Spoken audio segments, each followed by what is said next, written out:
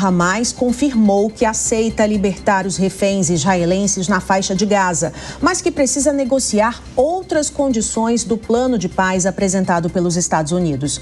Sobre esse assunto, recebemos agora ao vivo o professor de Relações Internacionais, Lier Ferreira. Professor, muito bom dia, seja bem-vindo ao Jornal da Manhã. Bom dia, Márcia. Bom dia, Roberto. Um prazer estar falando com vocês. Professor, eu queria debater alguns pontos que a gente viu ali de exigências do Hamas. Eles falam que é impossível libertar reféns em 72 horas, que é um pedido de Donald Trump. E tem também uma participação que eles querem continuar tendo na política ali, nas decisões na faixa de Gaza. Você acredita que isso pode dificultar um possível acordo? Olha, Márcia, eu não acredito, na verdade, que isso seja um dificultador de um acordo nesse momento, até porque a situação em campo, a situação no campo de batalha, ela é bastante desfavorável ao Hamas e bastante desfavorável à população, né, da faixa de Gaza. Nós estamos acompanhando, né, esse conflito que se desdobra já por cerca de 2 anos, um conflito bastante duro, cujos impactos humanitários são absolutamente significativos, gerando não apenas um imenso morticínio de população civil, né, gerando também o abatimento de vários dos reféns que, infelizmente, né, foram subjugados ao domínio do Hamas, e gerando também uma destruição absurda na faixa de Gaza, com deslocamento forçado de população, corte de água e energia, né, severa restrição alimentar. Então, assim, tudo isso faz com que esse plano de paz, né, seja absolutamente necessário nesse momento para que nós possamos estancar de imediato esse conflito e preparar as condições para a paz. O próprio plano prevê, né, que membros do Hamas que depuserem suas armas, né, e que vierem a aceitar a coexistência pacífica com o Estado de Israel possam ser anistiados. E naquilo que forem anistiados, podem participar perfeitamente, né, da vida política da Palestina próxima futura. Então, assim, em princípio, eu não vejo isso como um problema. São cerca de 20 pontos que deverão sim ser negociados, né, pelos Estados Unidos, por Israel, pelas autoridades palestinas, né, pelas autoridades palestinas, perdão, e pela comunidade internacional, Cisjordânia, Arábia Saudita, Egito, Catar, dentre outros que estão diretamente envolvidos na formulação desse plano. Márcia, o que é importante dizer é que, nesse momento, essa é a única esperança de uma paz e de uma paz duradoura para o Oriente Médio. Professor, a gente sempre observou o Benjamin Netanyahu dizendo que iria até o fim para aniquilar o Hamas, para fazer com que o Hamas desaparecesse da face da terra. Depois de 2 anos não conseguiu efetivamente isso, a gente ainda tem células do Hamas em Gaza.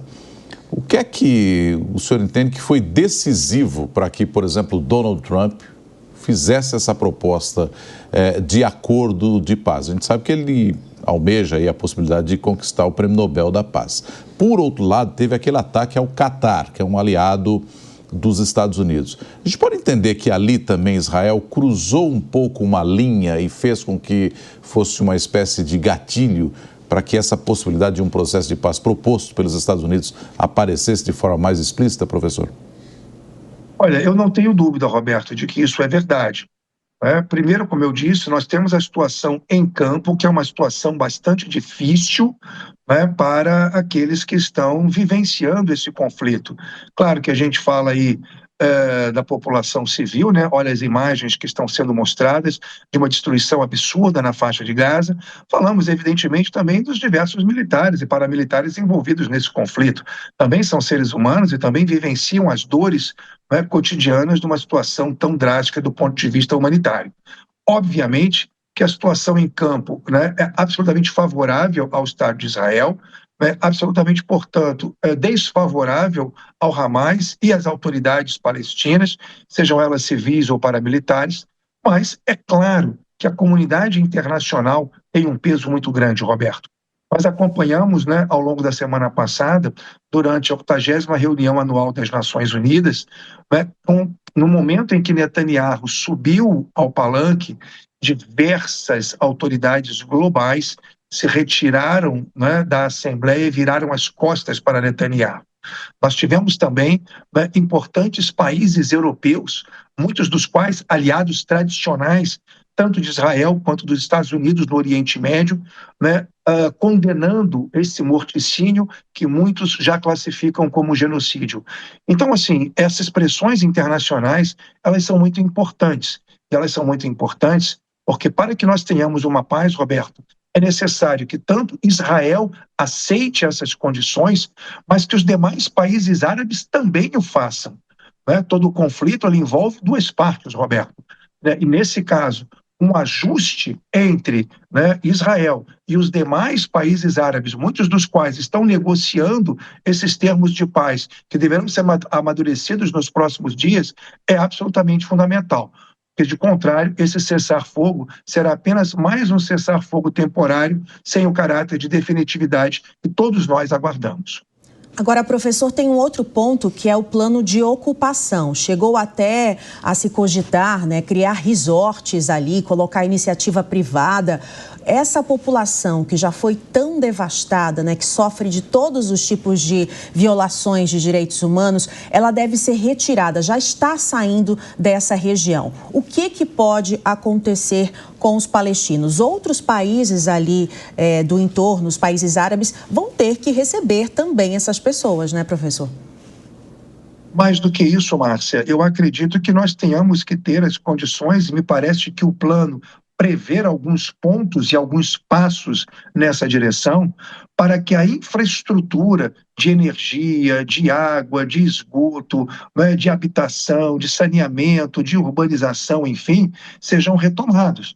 Porque não é possível nós pensarmos, né, numa Palestina que esteja dissociada da integridade territorial da terra e da pátria palestina.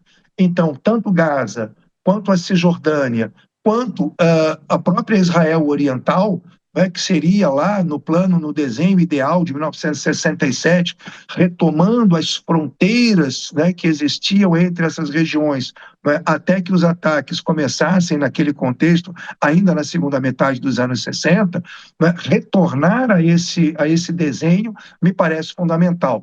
Porque, Márcia, não é possível nós acreditarmos que nós vamos ter uma paz definitiva no Oriente Médio, e em particular entre palestinos e judeus, se nós não reconhecermos a necessidade de dois estados. Né? A diplomacia brasileira tem batido muito fortemente nesse ponto. Né? Tanto o Estado de Israel tem o direito de existir na sua terra histórica, na sua terra ancestral, quanto os palestinos têm o direito de existir na sua terra histórica, na sua terra ancestral.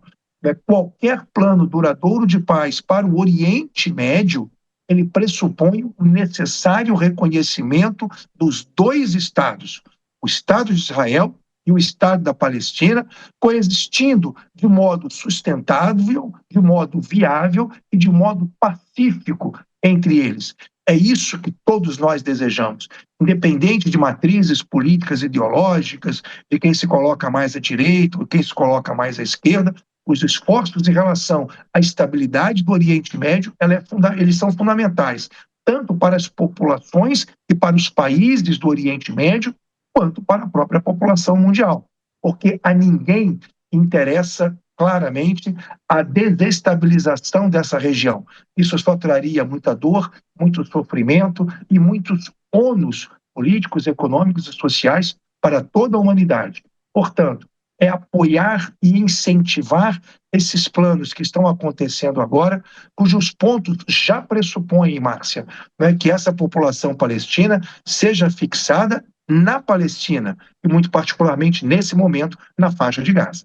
Fala-se até no Tony Blair, talvez, para atuar, né, aí como uma espécie de mediador em cima desse ponto. Agora, professor, no próximo mês de novembro, né, a gente vai ter 30 anos da morte do Yitzhak Rabin, que foi morto, inclusive, por um ultranacionalista judeu, quando se falava muito na possibilidade de dois estados, Israel e a Palestina. O meu receio são as ações dos mais radicais, seja de um lado ou de outro, no que diz respeito a minar essa possibilidade de um plano de paz. O Netanyahu A gente pode dizer que ele está efetivamente engajado em buscar essa possibilidade americana? E eu pergunto isso porque foi relatado que Gaza foi bombardeada novamente nas últimas horas, professor. Olha, eu tenho severas dúvidas, né, sobre as pretensões pacíficas do atual primeiro-ministro Benjamin Netanyahu. Na verdade, ao longo da sua trajetória, e muito particularmente ao longo dos últimos 2 anos, Netanyahu se colocou como um adversário, deste plano de 2 estados, portanto, é um adversário vigoroso dessa possibilidade, de uma estabilização macro nas relações políticas, do Oriente Médio. E, não obstante, nós sabemos que os Estados Unidos, eles têm um forte poder de pressão sobre os governos israelenses.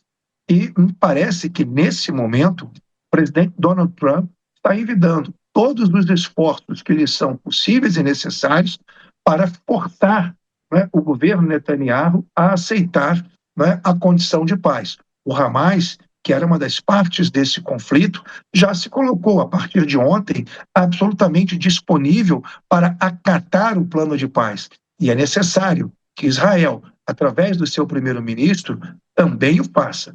A partir daí, Roberto, nós sabemos que as próprias forças políticas dentro de Israel, e Israel é uma sociedade democrática, com pluralidade de opiniões e perspectivas, com vários grupos, é verdade, alguns dos quais extremistas, alguns dos quais radicalizados, como existem também nos países árabes, mas muitos dos quais empenhados em construir uma paz duradoura.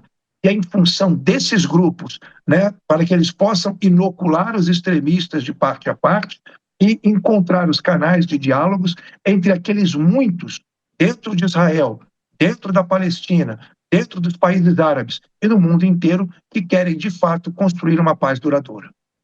Professor, muito obrigada pela sua participação ao vivo aqui no Jornal da Manhã. Nós conversamos com o professor de Relações Internacionais, Lier Ferreira.